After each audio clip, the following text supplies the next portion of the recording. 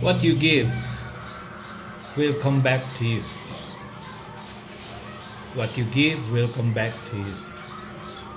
At the beginning of the 20th century, a Scottish farmer was walking home when he suddenly heard cries for help coming from a swamp. Rushing toward the sound,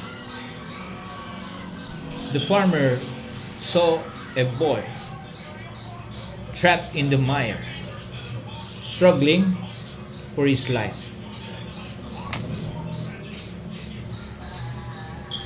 The farmer quickly cut a branch, reached out, and pulled pulled the terrified child to safety.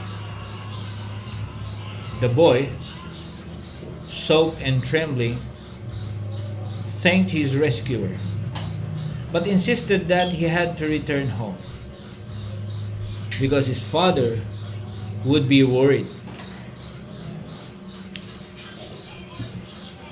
The next morning, a fine carriage pulled up at the farmer's humble house.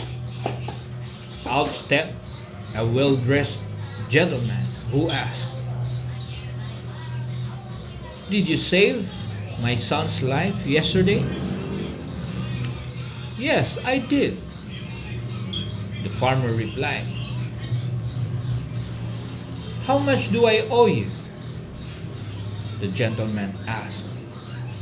"You owe me nothing," the farmer said firmly. "I just did what anyone should do." But the gentleman insisted. The farmer refused again. Then the gentleman noticed the farmer's son standing nearby. "Is this your boy?" he asked. "Yes," the farmer replied proudly. "Then allow me to repay you another way. Let me take him to London and pay for his education. If he has his father's character, then neither of us will regret this decision." Years later, that boy, Alexander Fleming, became the scientist who discovered penicillin. Not long before World War II, the son of the wealthy gentleman fell gravely ill with pneumonia.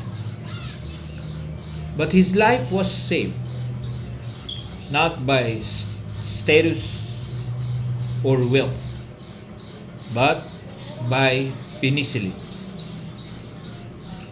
The boy whose life was saved in the swamp had grown into Winston Churchill, the future Prime Minister of Britain. Perhaps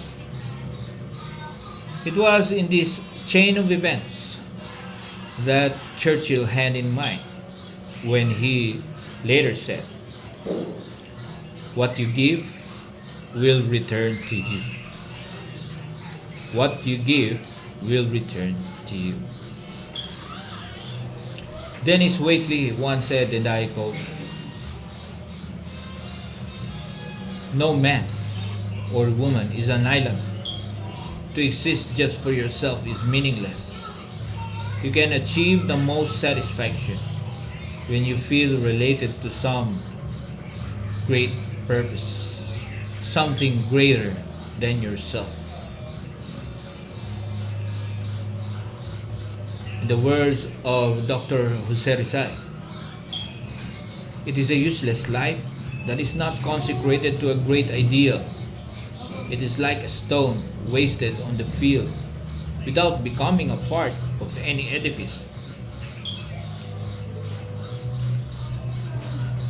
Albert Schweitzer once said, and I quote, "The purpose of our lives is to serve, to show compassion, and the will to help others."